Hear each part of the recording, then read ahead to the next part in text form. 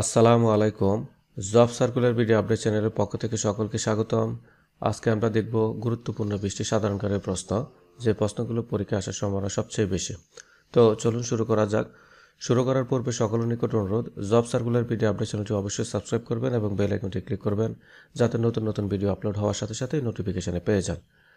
তো এখানে 1 নম্বরে আছে, বাংলাদেশে নিযুক্ত ইইউর রাষ্ট্রদূতের নাম কি? Charles Whiteley. 2, আন্তর্জাতিক খেলা দিবস কবে? 11 জুন। 3, মুসোলিনি কোন দেশের স্বৈরশাসক ছিলেন? ইতালি।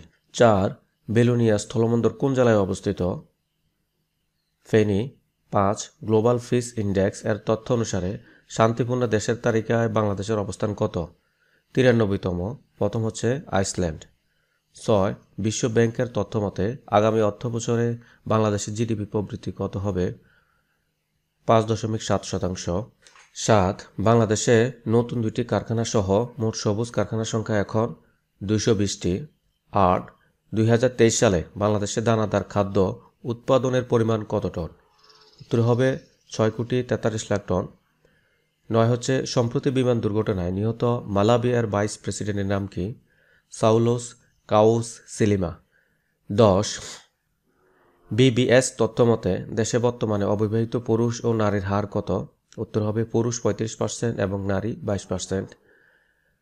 11, বাংলাদেশের শিশু শ্রমে নিয়োজিত শিশুর সংখ্যা কতজন? প্রায় 35,36,927 জন। 12 নং প্রশ্নে আছে, 2023 সালে বাংলাদেশের ধান উৎপাদনের পরিমাণ কত টন? 5,86,00,000 টন। 13, নেপাল থেকে বাংলাদেশ কি পরিমাণ বিদ্যুৎ আমদানি করবে? 40 মেগাওয়াট বিদ্যুৎ। 14, বাংলাদেশে আম কতটি দেশে রপ্তানি করা হবে? উত্তর 38টি দেশে। 15তে আছে, 2023-24 অর্থ বছরের জন্য কত টাকা সম্পূরক বাজেট পাস হয়েছে? তো এখানে উত্তর হচ্ছে 37,817,40,57,000 টাকা। 16, ইউক্রেন নিয়ে শান্তি সম্মেলন অনুষ্ঠিত হবে কোথায়? সুইজারল্যান্ডে। 17, বাংলাদেশে প্রথমবারের মতো ল্যান্ডলর্ড পোর্ট ধারণায় যুক্ত হচ্ছে কোন বন্দর? চট্টগ্রাম। 18 নং প্রশ্নে আছে, পোশাক রপ্তানির ক্ষেত্রে নিট সুতার উৎপাদনের পরিমাণ কত? উত্তর 12 লাখ মেট্রিক টন।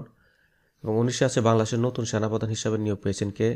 ওয়াকার উজ জামান। এবং 20 নং প্রশ্নে আছে, ইউক্রেন নিয়ে আসন্ন শান্তি সম্মেলনে কতটি দেশ অংশগ্রহণ করবে? উত্তর হচ্ছে 90টি দেশ। তো এই ছিল আমাদের সাধারণ জ্ঞান সবচেয়ে গুরুত্বপূর্ণ প্রশ্নগুলো। তো এই প্রশ্নগুলো আশা করি আপনারা একবার দেখে নেবেন এবং পরীক্ষার মধ্যে আশা করি কমন পাবেন। তো চ্যানেলটি সাবস্ক্রাইব করার জন্য আবারও সকলকে অনুরোধ। আশা করি সাথে থাকবেন। ধন্যবাদ সবাইকে।